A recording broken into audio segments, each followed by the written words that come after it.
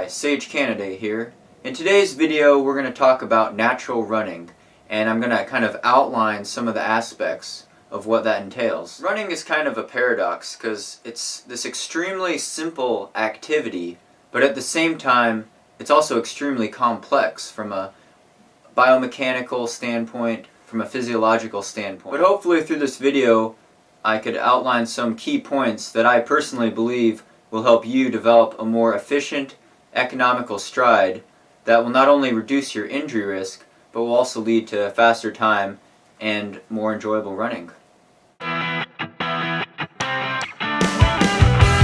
So one of the first things you could do to develop a more natural running form is to get a pair of very low profile training shoes. And what I have here is the Brooks Pure Flow, it's called. It's only one of 4 in a new line by Brooks Running called the Pure Project Collection. One of the key design features of the Brooks Pure Project line is the fact that they are all very low profile shoes, in that the heel thickness to the midfoot thickness is a very low drop. On all the shoes it's 4 millimeters, which is basically nothing.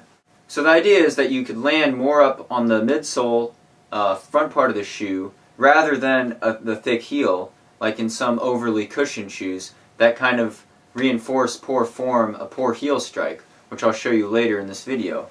So the Brooks Pure Project line is a really good example because it's got the low profile, it's a relatively lightweight shoe, it's real flexible, it's going to allow a more natural movement, more natural toe off. And if you want to learn more about this shoe in particular, you could see my other video, the Brooks Pure Flow shoe review, where I talk about all the ergonomic design features that help with this natural running experience. You don't want to force a toe strike. You basically want to come down more midfoot and be as fast and as light as possible with your ground contact time. So you're slightly pronating, pushing off. And it's definitely going to be a process where you're going to have to adapt. In looking at my form, I still overstride a little bit. I'm reaching a little too far out in front of my body. However, in slow motion you could see I'm coming down on my forefoot in the Brooks Pure Project shoes with my knee slightly bent. It's not a heel strike. So, Newton's third law, for every action there's an equal and opposite reaction.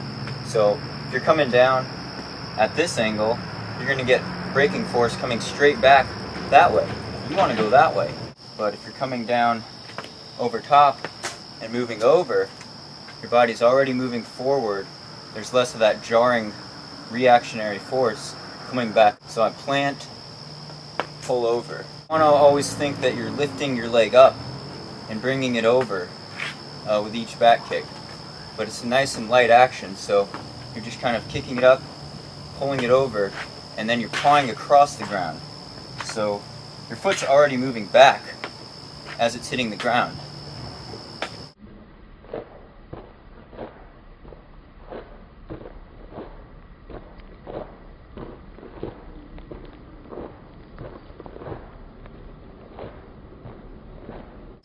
And if you're taking, 180 steps a minute, and it's nice and light, and that's what's going to help save your joints.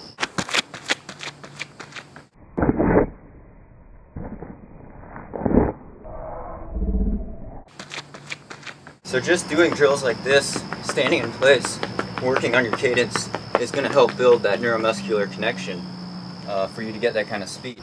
Furthermore, if you're springing up into the air too high, you're getting too much vertical oscillation, too much up and down movement.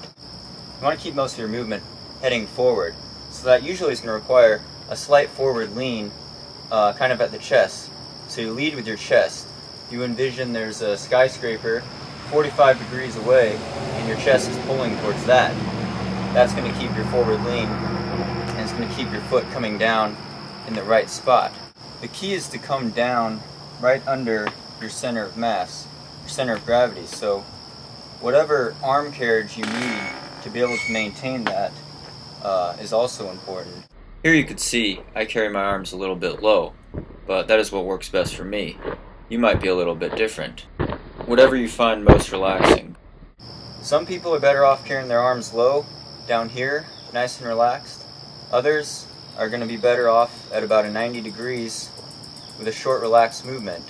It kind of depends on the person, how big your arms are, and how much mass your legs are displacing with each step.